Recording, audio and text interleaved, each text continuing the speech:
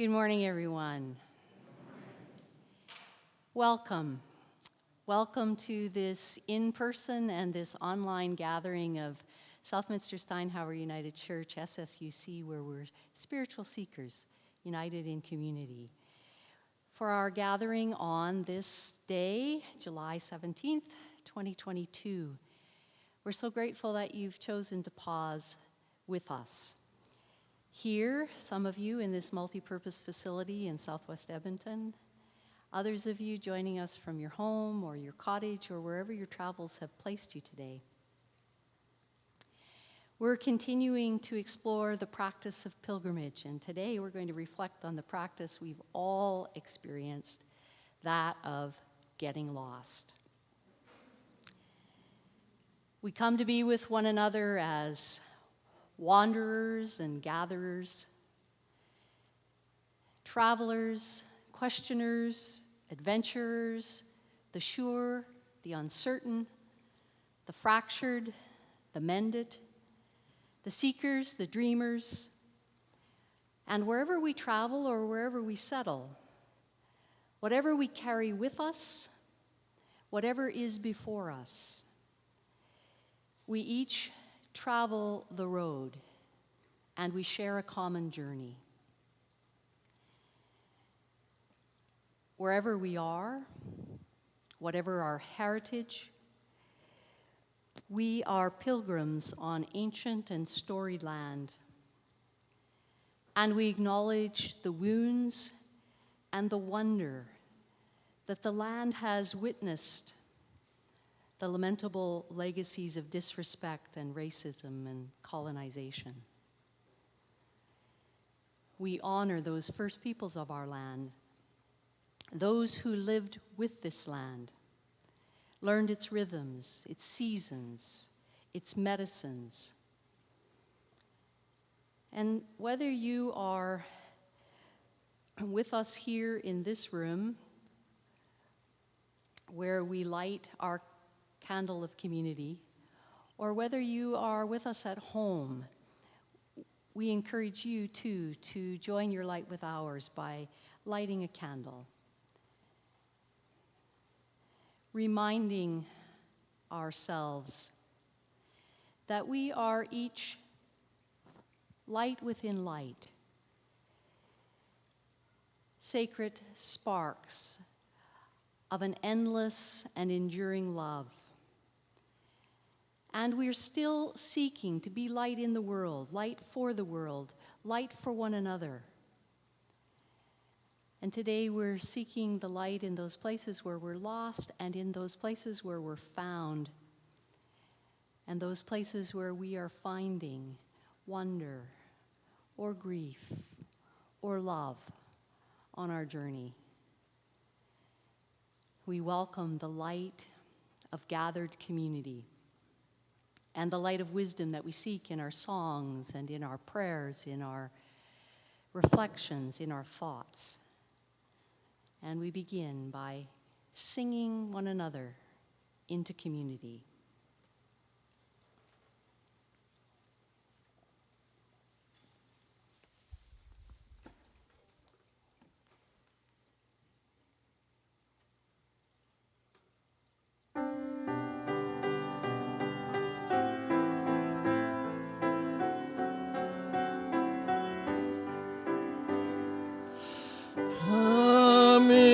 Come in and sit down. You are a part of the family. We are lost and we are found. We are a part of the family. You know the reason why you came, yet no reason that explains the sharing the laughter and crying the pain. For we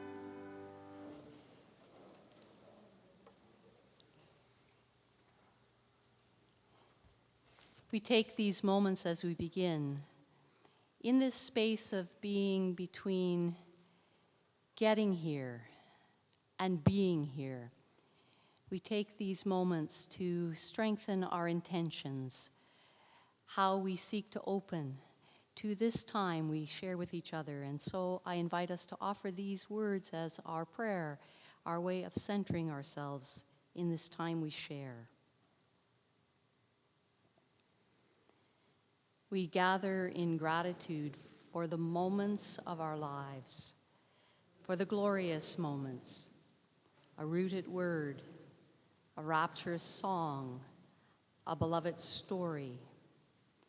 We're blessed by the shared moments, the honest exchange, the release of tears, the easing of fears, the renewing of wonder. We're thankful for the holy moments, all the bearers of love, of truth, of mercy, all that nudges us toward readiness, and all the mystery that holds being. We open ourselves to find our way with reverence, wonder, and awe. Amen.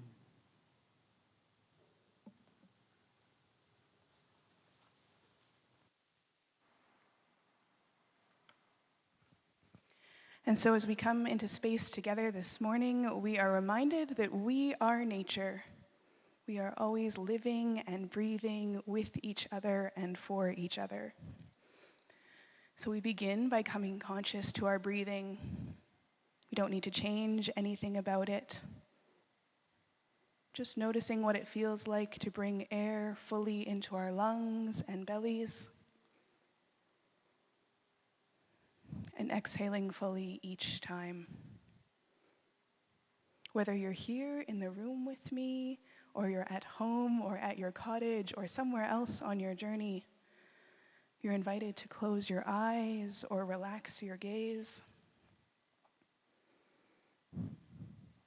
Allow your mind to go to your favorite nature place.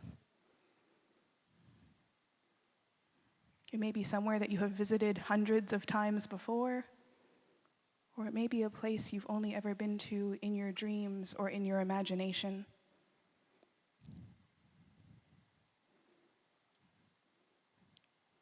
What do you see?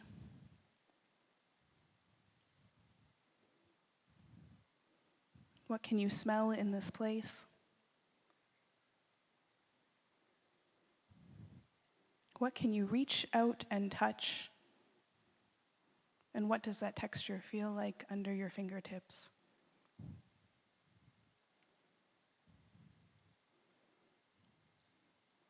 What can you hear all around you in this sacred space?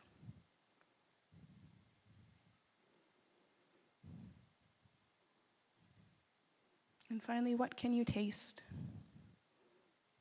What can you feel on the tip of your tongue as you sit being nature and breathing nature?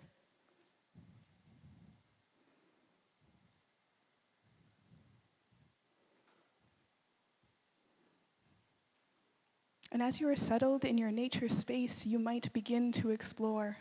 Some of us will walk, some of us will saunter, some of us will roll, some of us will sit and use our eyes to take us on a journey. We remember that sometimes we explore on autopilot. We arrive at our destination without much memory of how we got there. And when we pause, when we stop, we can pay attention to our surroundings. Otherwise, we might miss the moments of beauty.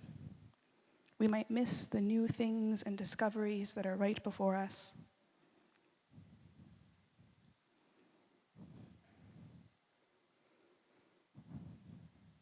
And so as you explore, as you shift and notice things, see what is new, see what is beautiful. Could be the color of the sky, the texture of bark, the sparkle of rocks in water. And even if you are looking at things that you have seen before, look just a little bit closer.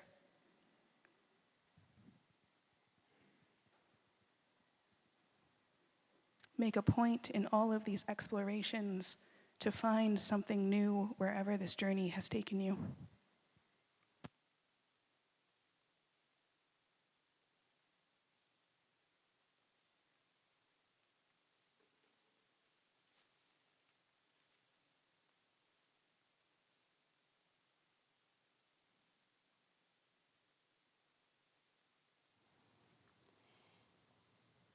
One of the places we seek wisdom week by week with one another is in children's literature. And today I want to share a lovely little story from Oliver Jeffers entitled Lost and Found.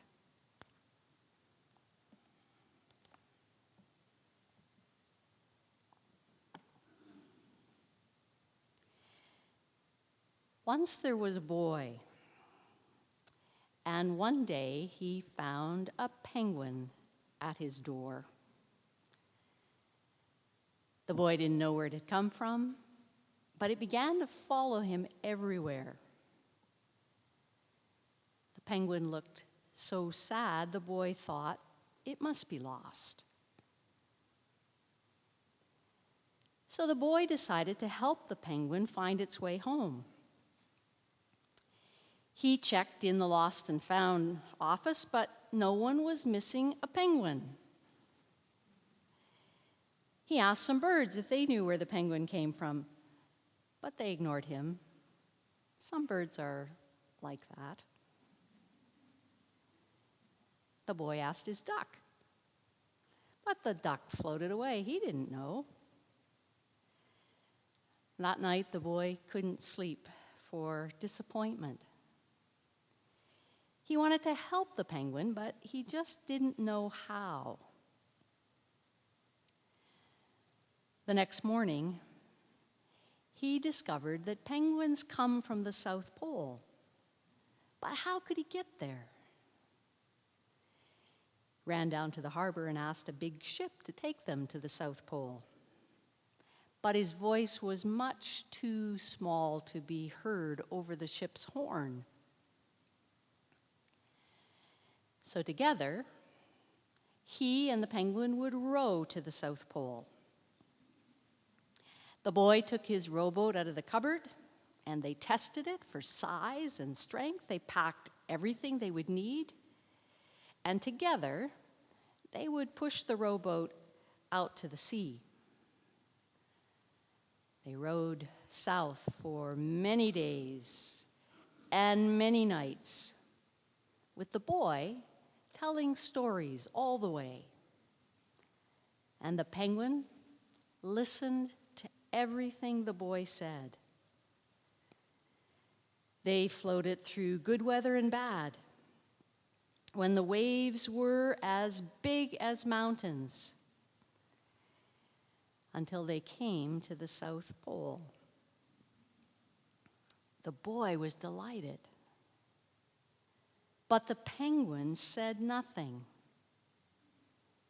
Suddenly, he looked sad again as the boy helped the penguin out of the boat. The boy said goodbye and floated away. But as he looked back, the penguin looked sadder than ever. It felt strange to be on his own. And the more he thought, the more he realized he was making a big mistake. The penguin wasn't lost. He was just lonely. Quickly, he turned the boat around and headed back to the South Pole as fast as he could. At last, he reached the pole again, but where was the penguin? The boy searched and searched, but he was nowhere to be found. Sadly, the boy set off for home. There was no point telling stories because there was no one to listen. except the wind and the waves. But then the boy saw something in the water ahead of him. Closer and closer he got until he could see the penguin.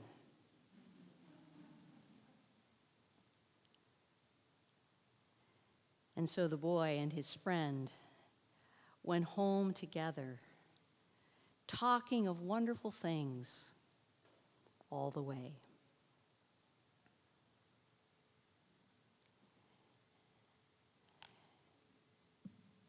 It's an important story that reminds us that being lost is not just about not knowing our way or not knowing where we're from. There are many places, many ways to be lost in our feelings, in our relationships, in making our way, in not knowing our way.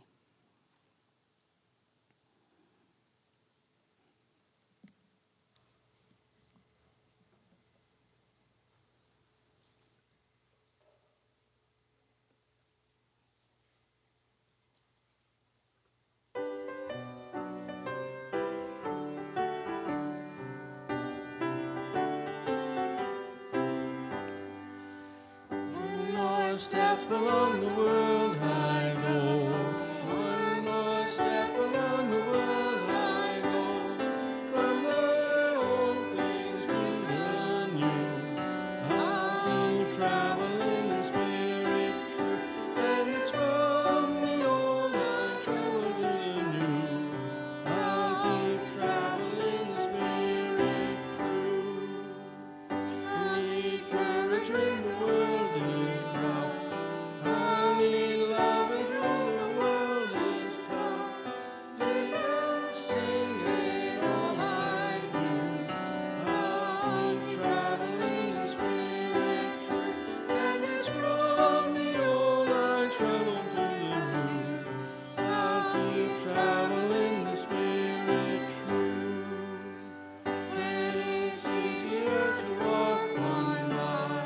I need never looking like to I move to stand and help and care. I'll keep traveling to do myself. And it's from the old I travel to the new. I'll keep traveling the spirit true.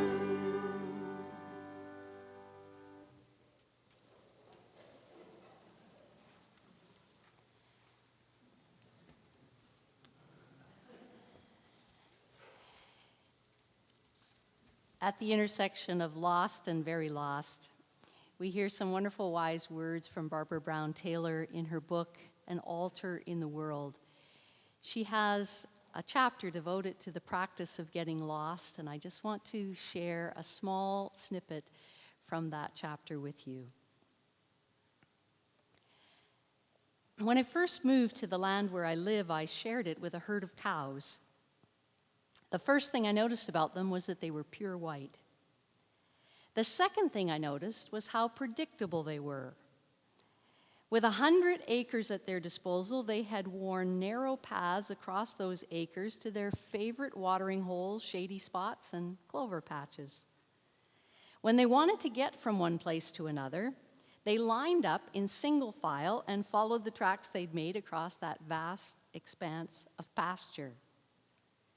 Some of these tracks were no more than 8 inches wide, which is about a fourth of the width of a cow.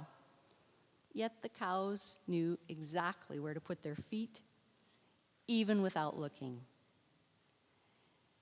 Since I soon found myself following those same tracks when I walked the land, I think I understand something about why the cows use them. In most cases, the tracks mark the shortest route from point A to point B. Where they don't, it's because the cows have found a way to get where they are going without expending too many calories. In these cases, the tracks avoid the steep climbs and the dicey descents, choosing long stretches under leafy tree lines wherever possible. For my purpose, the most valuable things about the tracks is that I can see where I'm putting my feet. This is important when you share land with Timber rattlers and groundhogs as well as white cows. The last thing you want when you're half a mile from home is to surprise a sunbathing rattlesnake or take a step into a groundhog burrow, which can swallow your leg up to your kneecap before you even see it. And did I mention the yellow jackets? They too make their homes in deep grass, and they value their privacy. So I understand the narrow paths through wide swaths of unpredictable territory. I do the same thing when I drive to work, taking the shortest route with the lightest traffic, even when that means I see the same suburban developments and strip malls every day. I take this track so unconsciously that on the days when I meant to deviate from it, to run an errand or keep an appointment in another direction, I sometimes find myself a mile past my unusual turn before I come to my senses. I'm convinced this is normal human behavior, which means that something extra is needed to override it. Why override it? Because once you leave the cow path, the unpredictable territory is full of life. True, you can't always see where you're putting your feet. This means you can no longer afford to stay unconscious. You can no longer count on the beat-down red dirt path making all your choices for you. Leaving it, you agree to make your own choices for a spell. You agree to become aware of every step you take, tuning your senses to exactly where you are and exactly what you're doing. In my life, I've lost my way more times than I can count. I set out to be married and ended up divorced. I set out to be healthy and ended up sick. I set out to live in New England and I ended up in Georgia. When I was 30, I set out to be a parish priest, planning to spend the rest of my life caring for souls in any congregation that would have me. Almost 30 years later, I teach school. The last time I tried to iron one of my old black clergy shirts, the rotted fabric gave way beneath my fingers. While none of these displacements was pleasant at first, I would not give a single one back. I have found things while I was lost that I might never have discovered if I stayed on the path. I've lived through parts of life that no one in her right mind would ever willingly have chosen, finding enough overlooked treasure in them to outweigh my projected wages in the life I had planned. These are just a few of the reasons that I've decided to stop fighting the prospect of getting lost and engage it as a spiritual practice instead.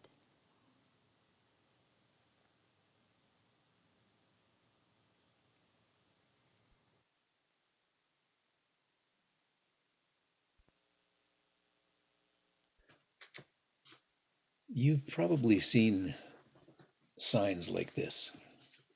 They're often posted at the beginning of a hiking trail, telling you how many kilometers you will walk, how challenging a walk it is, and perhaps what kind of sights you might be expected to see along the way. Often there's a map, like this one, that shows the route of the trail, complete with a little star or a red dot that shows you just where you are in case you're not sure. And I guess all of that's pretty normal, but what I would have never expected to find on a trailhead information sign like this one is a small gem of spiritual wisdom that actually changed my life, or something that at least shifted and is still shifting the way I experience the world around me, particularly when I'm out walking somewhere. But there it was at the beginning of a trail in Forillon National Park out in the Gaspé Peninsula in Quebec. And right down at the bottom, after all the usual trail facts, was this cogent message. Take your time, for to those who travel too fast, all things will look the same. Now, it was close to 40 years ago that I first read those words, and they've stuck with me ever since. And they've been reminding me over and over on 1,000 different walks and at many different stages of my life pilgrimage that there's always more to life, almost infinitely more, in fact, than simply increasing its speed. Following that bit of sage advice, I've found that when I'm able to slow down my pilgrimage, I will almost never fail to catch what Bruce Cockburn called those rumors of glory that are surely out there waiting on every trail, even the one that I've walked 100 times before. The truth is that if I'm traveling at any speed that's much faster than a slow stroll, I'm going to be very unlikely to see beyond the routine blur of things. Because you see, traveling too fast reduces intricacy to indifference and turns myriads and miracles into a tasteless mush. When I've slowed down enough, I become blessedly distractible. Slowed down enough, and the usual blur of the world around me is drawn into a new focus, sometimes startlingly clear. Slowed down enough, and each thing I encounter has a chance to become more completely itself to my eyes, to become what I realize it always was, waiting there, unknown. Slowed down enough, delights and details emerge from dull sameness. So when I learn to slow myself down enough, and I have to keep on learning it, I will find that wonder awakens in me, awakens from a speed drugged sluggishness, and a quiet gratitude begins to find its voice in me after a long and busy stifling. And each new walk has the possibility to become a pilgrimage. To those who travel too fast, all things will look the same.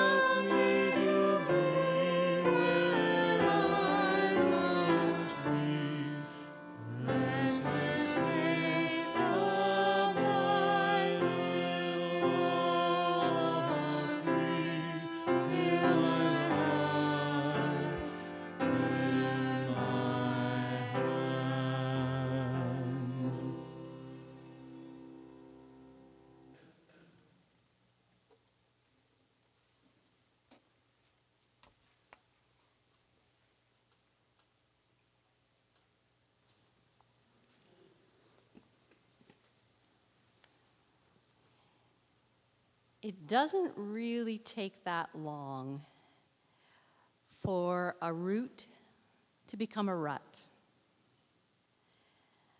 A number of years ago when the Henday was being constructed, our route here from home was disrupted, and we had to get a lot more creative and strategic in finding our best way to get here. And we began by exploring different possibilities, depending on the weather, the time of day, and finding new things on range roads and township roads we had never bothered to explore before, even though they had always been between here and there. They were off the beaten path. They were less direct. The speed limits were lower. You had to actually think about which way to turn. You had time to notice what the trees were doing and the fields were growing and what was grazing along the way. And then the Henday opened. And we had a brand new, fast, direct route that soon carved a new rut from our door to this door. It's interesting how willingly we become creatures of habit. Seldom intentionally choosing to deviate from the tried and the true, the quick and the easy, the direct and efficient, to voluntarily select the untried, the longer, the inefficient, that holds all manner of risk and reward, surprise and possibility for us. And even more rarely do we set out with the intention, the express purpose of getting lost, either in the car taking a road we never took or on our feet. I don't know about you, but in my childhood, that's exactly what Sunday afternoons were for. We explored a road we'd never been on before, or we got on our snowmobiles and we took a trail that we'd never been on before, or we went to the beach and we lost all track of time and tide, and then who knows where you were forced out to find your way back to where you began. But in the most literal sense, it's a little harder to get lost than it used to be. Whereas I used to call and ask for directions, now I go to Google in search of the shortest route from here to there. And I find that I'm often consulting Google looking for directions to a cemetery. And I always wonder why I want to find the most direct route to a cemetery. What better time to get off the beaten track to go exploring? To allow enough time to get lost than driving directly to a cemetery. But despite all the map apps and the GPS systems we use, life does have a way of making sure we veer off course. It's rare in our lives that life unfolds without deviations, without us managing to get lost or lose our way.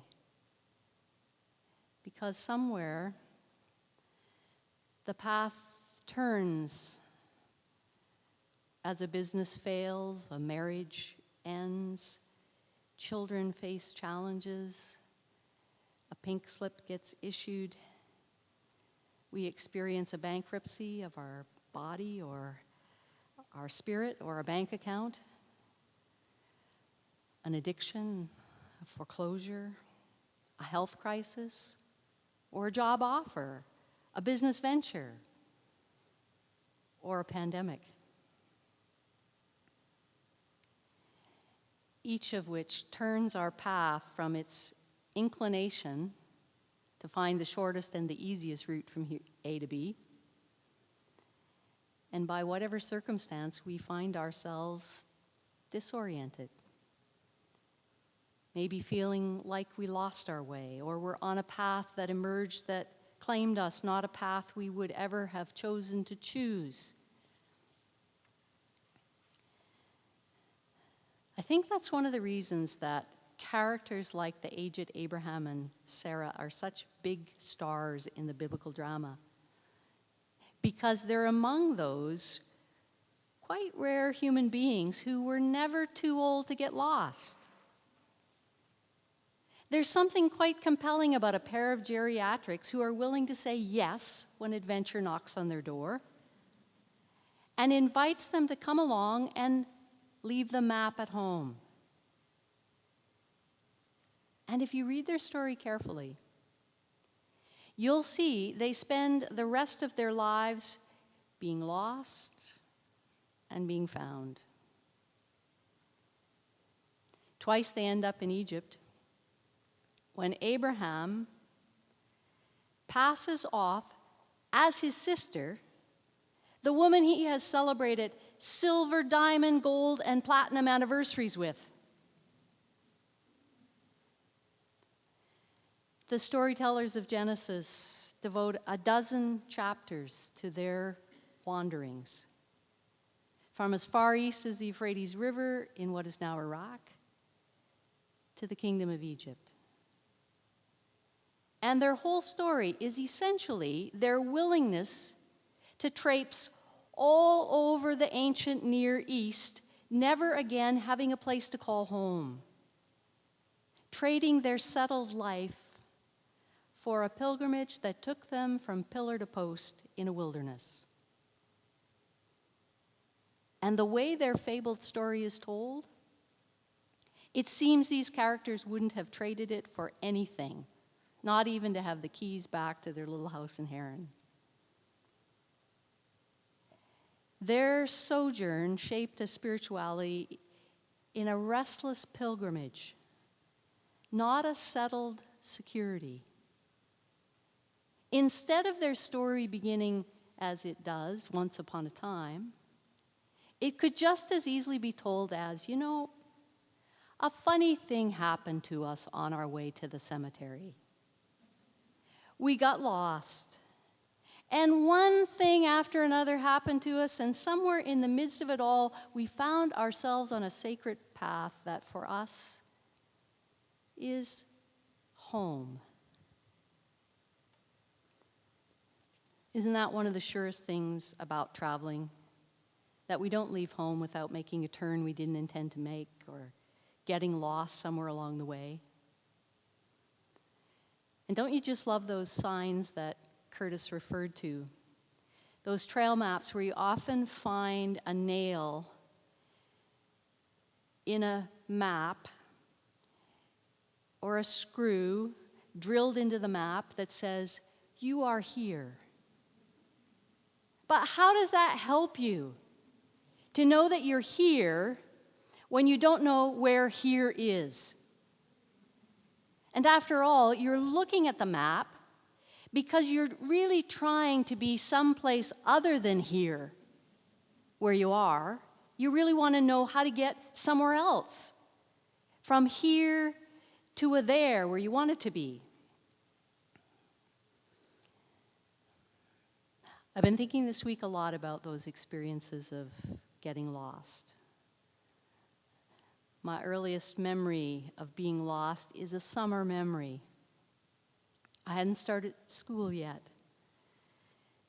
We were on a family camping vacation in Maine when I lost my way from the playground to our campsite. And I did the smartest thing you can do in that situation. I just melted down and cried. And someone came to help me. Someone else's dad took me to the office, found out what campsite we were registered to, and walked me home. Perhaps it was the first of many times that I would know the gift of vulnerability and the kindness of a stranger.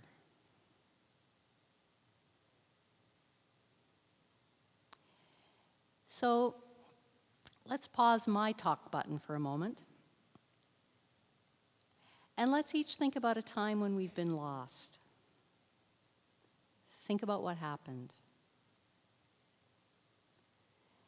Think about what you found that you wouldn't have otherwise found. Or think about what found you. And let's just take a moment to go back to that place where we were lost.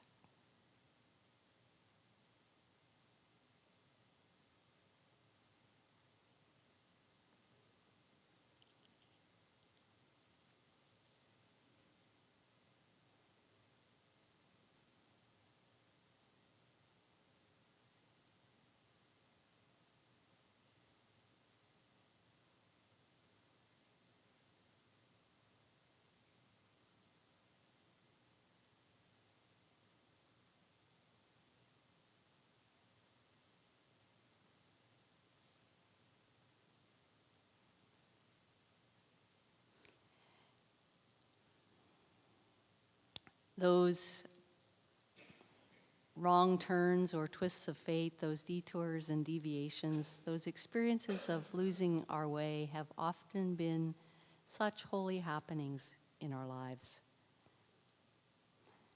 Being lost has a way of sharpening our senses, making us more aware of our surroundings, more vulnerable to each other, less self-reliant, more open to needing help, less automated, more present, less inclined to take things for granted, more grateful, less nonchalant, more attuned. So maybe getting lost isn't just something we're destined to luck into from time to time. Maybe it is a spiritual practice we do well to cultivate, to let ourselves choose to meander, stroll, take a route we hadn't taken before, do something we haven't done before, risk getting lost, risk being a stranger, risk letting ourselves be unsettled, unsure, insecure. Whether we get lost between jobs, or we get lost looking for love, or we get lost looking for the sacred, to lose ourselves in a wilderness and notice there are so many ways to be home because holy ground is under every step we take, whether we know where we are or we don't. So maybe this is a week to think about what literal or metaphoric way we could just turn off the GPS. Let ourselves get lost in these summer weeks.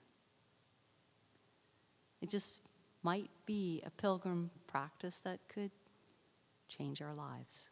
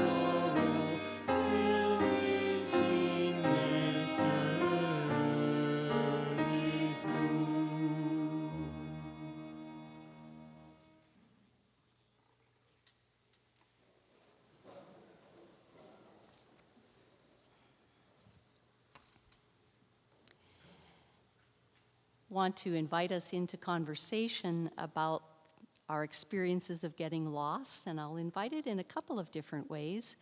For those of you joining us online at home, we welcome you into a Zoom conversation following this gathering where you can be on the screen face-to-face with one another in a safe way from the comfort of your home space to share and reflect on the theme this morning, and Nell will be your host.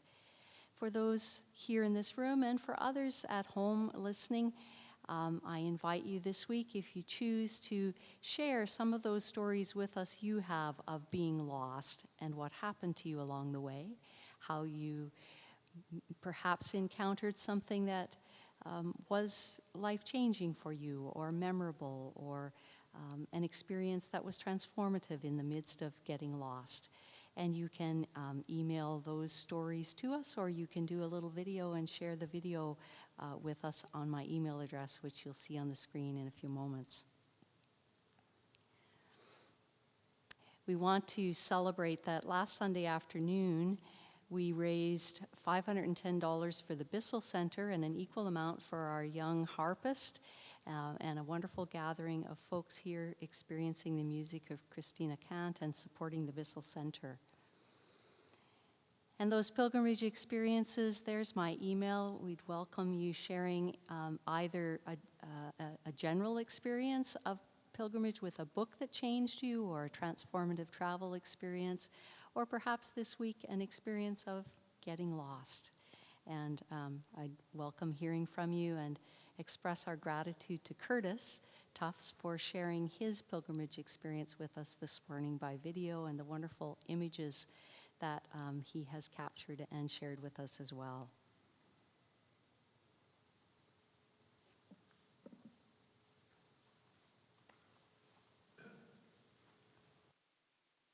All right, good morning, folks. I have lots of great things to tell you about all of the work that SSUC has been supporting. So Camp Dragonfly, for folks who don't know, is a summer camp for trans, gender creative, and non-binary kids between the ages of 6 and 13. And it's a project that has been supported by SSUC since 2018. We are so excited. We will be gathering again in person, all outdoors this summer, August 12th to 14th. And I checked this morning before I came, we just passed 60 registrations, and we've got kids coming from all across Alberta, so as far as Lethbridge, and we've got some kiddos coming down from Peace River this year. And this is all thanks to the work, the support, the energy, the effort, and care that this community puts into affirming these little lives. So to that end, it's a big thank you to all of you that Allison and I get to lead this project here in Edmonton. If you know some young folks who might fit the bill, we will still make space for them if this is an opportunity that they would like to engage with, so please tell them. And if you feel called to do a little bit of volunteer work, you heard we have 60 kiddos. We need some support with setup over that weekend, so you can be in touch with us if that feels like something you have energy or space for in your life. Some other things to tell you about. Emberwood and SSUC Wild Sanctuary have our fall programming finally sorted. Our website is all up to date now, which means Forest Families is coming back in the fall. So I know there are some folks who came out a couple of Saturdays through January to June and had that experience. And it was such a success that we have 2 models of Forest Families for folks to engage with. So we've got Forest Family Classes, which is a 10-week semester that'll be offered Tuesday, Wednesday, Thursday, or Friday, depending on the date that works for you as a caregiver or as a person who has young people in your life that you want to spend some time with outdoors. So you can register for that 10-week class, or you can continue to come to our drop-in Saturdays. And we have extended Saturdays, so it'll be every Saturday of the month, starting late September and running through to early December. We also have all of our fall solos up on the website. So if you thought to yourself, I want to be alone in nature, and I want some support and guidance to do that, the weekend of September 30th to October 2nd, we will have Lodge, which will be our solo for Black, Indigenous, and people of color.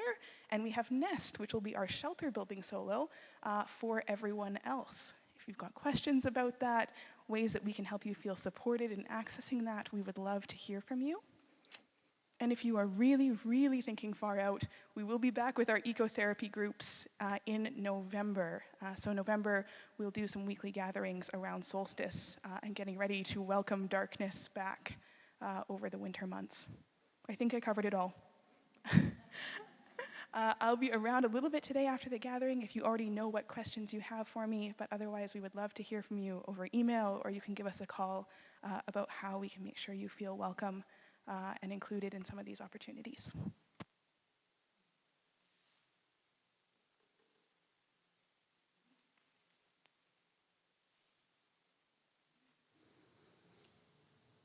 Thank you so much, Zoe, for the work that you and Allison do in SSUC Wild Sanctuary and for keeping us up to date with opportunities that we can engage the programming that you're offering.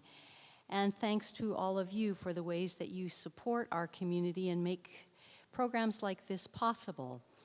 As you know, SSUC was successful in receiving some grant funding for the work that Zoe and Allison are doing with SSUC Wild Sanctuary in Emberwood.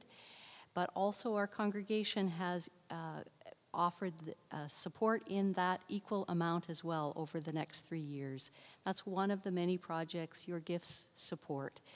And you support our ongoing work of making this facility available and accessible for use in a myriad of ways, for programs like hosting food bank and Edmonton Children and Youth Choir space and AA groups and so much else that happens in this place, as well as the work that we do in support of partners like the Bissell Center and the Mission and Service Fund of the United Church of Canada. Thank you for your support and for the ways that you support us with your time and your energy and your financial resources.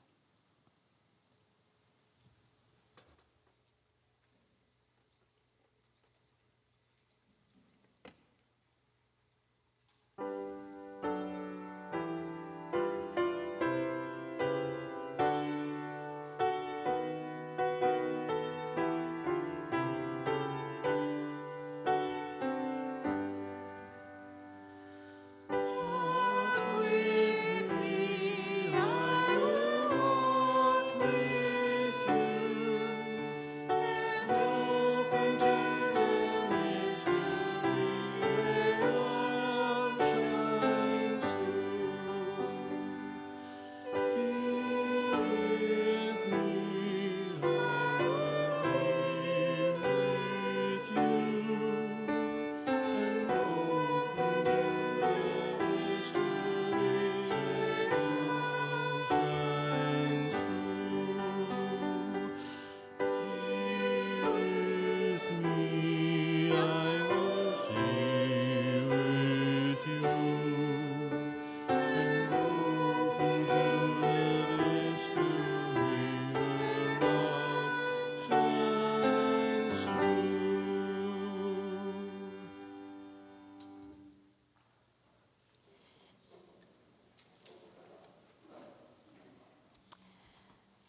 I want to express our gratitude to our singers and violinists today, and also to our guest pianist, Eric Schneider.